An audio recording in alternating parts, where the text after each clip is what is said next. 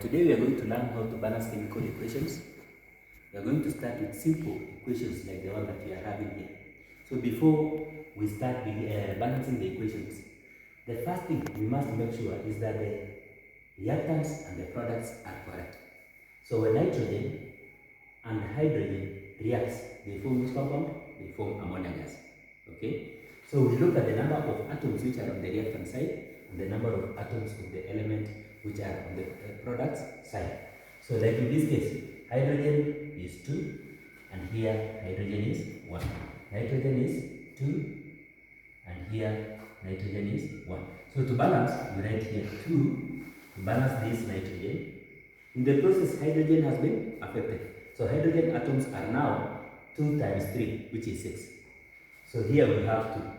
So what do you use to balance? We balance with 3. Okay? We could be having another simple equation like hydrogen gas reacting with chlorine gas to give us hydrogen chloride gas. So let's look at the number of atoms on the reactant side.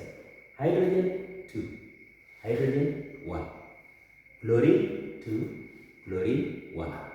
So to balance that, we can see that both of them are 2, 2, but on the product side they are 1, 1. So you can just write here 2 and it is balanced. As we proceed, we can have another equation like a reaction between sodium hydroxide, okay, reacting with hydrochloric acid to form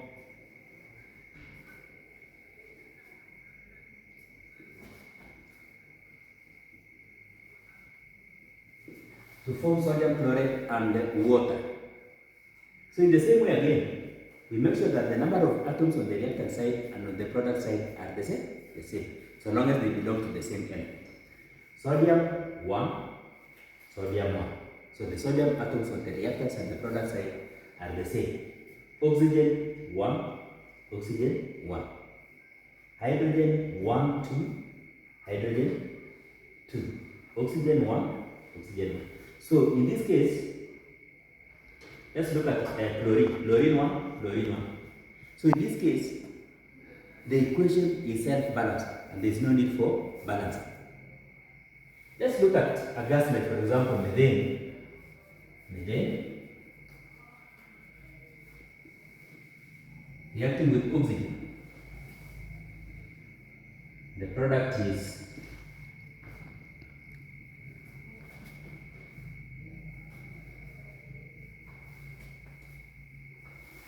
so methane reacts with oxygen to give us carbon dioxide and water. So let's see how we can balance this equation. Carbon 1, carbon 1. Hydrogen 4, hydrogen 2. How do you balance the hydrogen? We write here 2, so that you have hydrogen is 2 times 2 to be 4, while in this other side it is already 4. When it comes to oxygen, on the product side, oxygen is 2 plus 2, which is 4. So automatically, what do you write here? We write here 2. So 2 times 2, 4. Oxygen there, 2 plus another 2, which is in water. We get how many? We get 4. What about propane? Propane C3H8, a gas reacting with oxygen gas. What do we form? We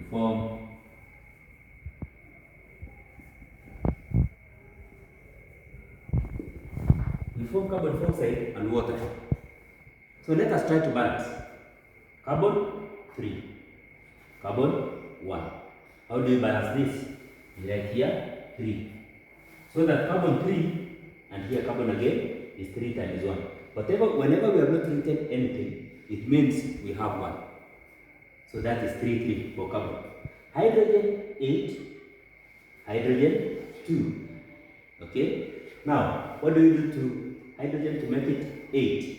In the other side, we write here 4. So in the process, we have now affected oxygen. How are we going to balance the oxygen?